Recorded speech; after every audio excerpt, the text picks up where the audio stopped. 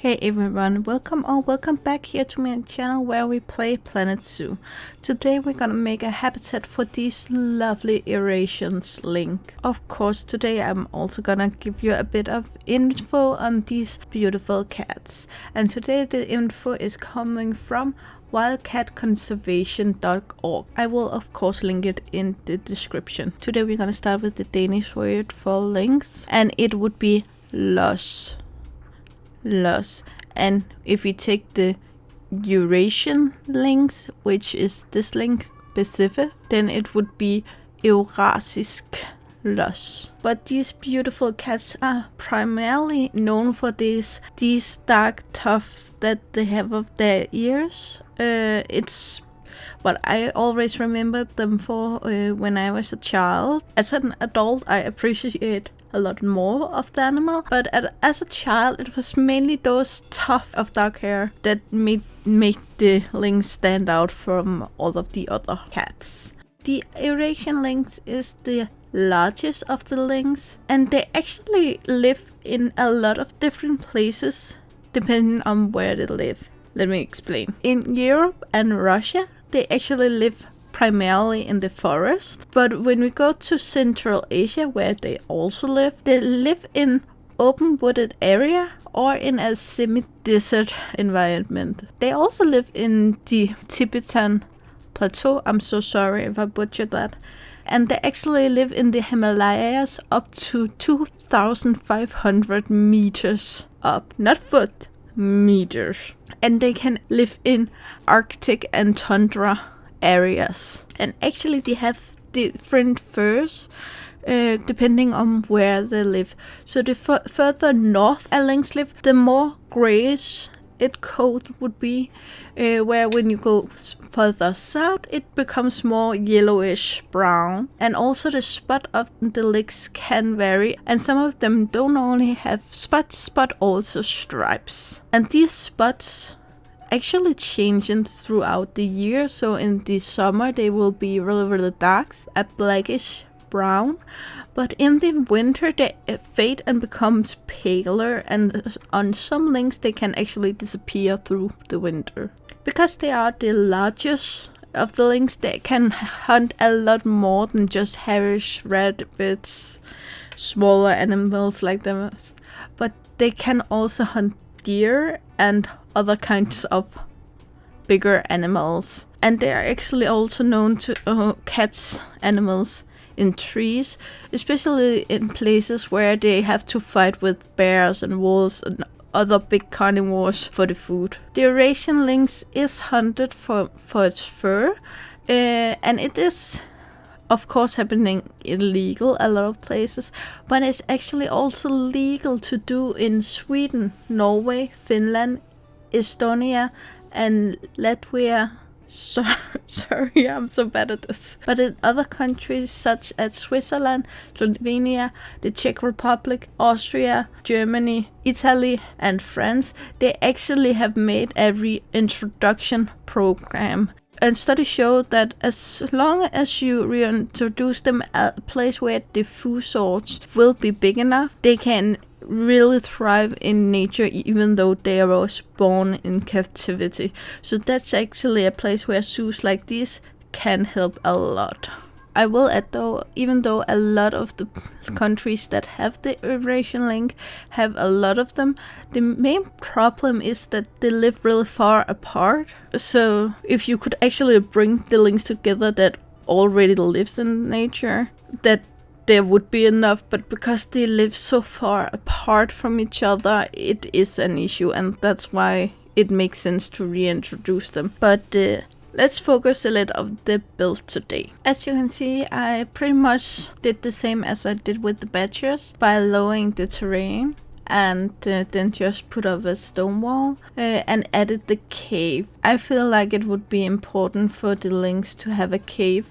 They're kind of shy animals, not the shyest, but they don't like too much attention, which makes sense because in the wild their life may depends on whether or not other animal can see them. And now I'm just going in here with the foliage work, and yeah, I just change the scratching tree because I feel like this one fits more in with the rest of the trees. But I try to make some trees in the middle of the habitat where the lynx can climb. And then around the borders I try to make sure it's tree they can climb in, because we don't want them to go anywhere. The trees also help the lynx to not get stretched too much, as do the bushes. Of course, then the guests can see them as well, but I think I found a real nice middle ground. I did use more foliage than the lynx need. The lynx foliage needs is from, I think it was from 30% to 100. So I can just keep adding, and I like to have these levels of foliage. Like here you can see the one tree is twisted and it kind of looks like it's because the other tree fell on that. And after trees I go in with bushes.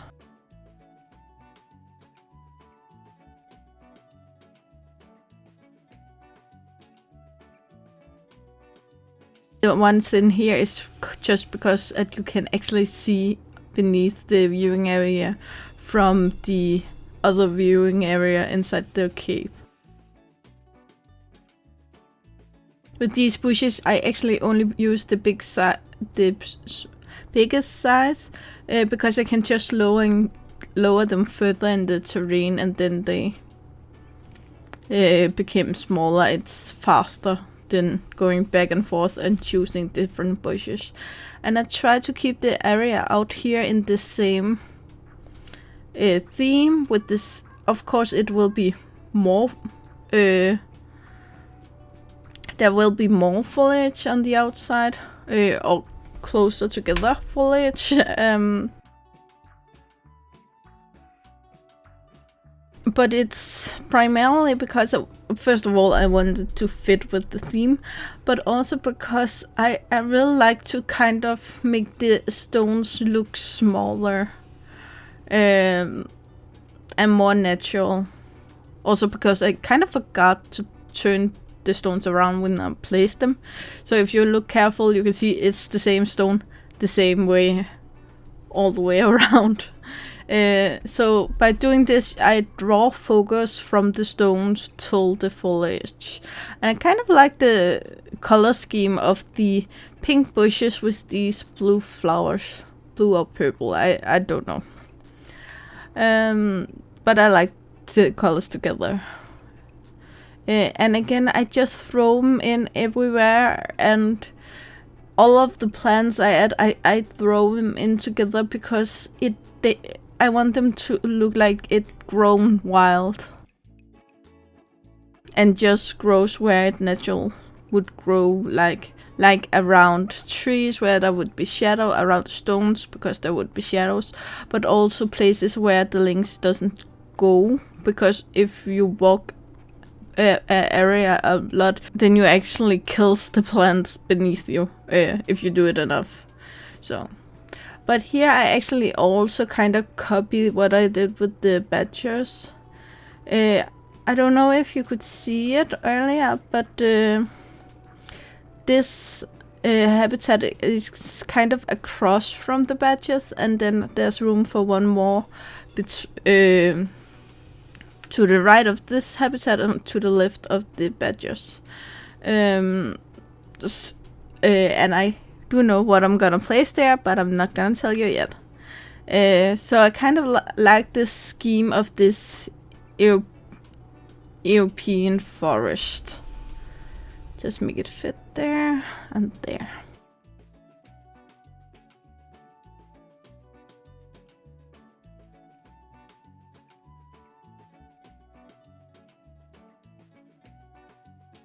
I do not make the exact same design here with the viewing area. As you can see here, this is something I didn't do. For instance, But I like both way of doing it. It's just, yeah, it's kind of this where you keep the design, but you make it different. And also the way I place these, where I place them on top of each other with the badgers, then here I place them into each other. So it's more flat, a flat surface.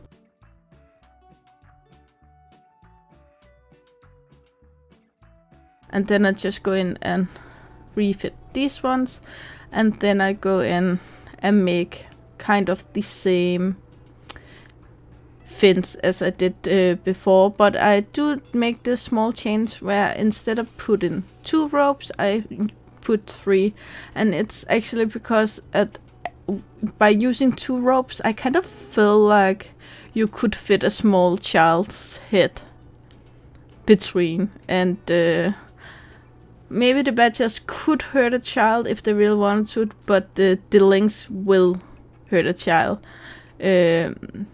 Remember, they can kill a fucking deer. They can kill a child if they want to. Yeah, they also need a bit small lynx here. And I always check every time I touch a cave, then I always check if they can go down there. And again, this one is from Shesta in the workshop. It's called Education, Aquatic and Various, and here I just changed the zebra one to fit the lynx. And then I go in and change the education to fragmentation. They call something fragmentation, because the lynx main problem is that they live a long way from each other. I actually let the education touch each other, but it's inside the habitat, so the guest wouldn't go there. But now all there's left is just to enjoy the cinematic.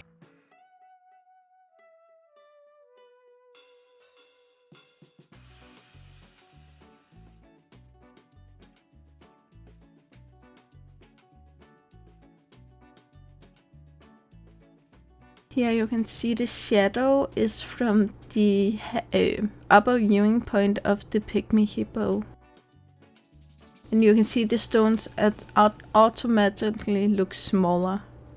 And I actually had to close the zoo to get the guest away so I could film this.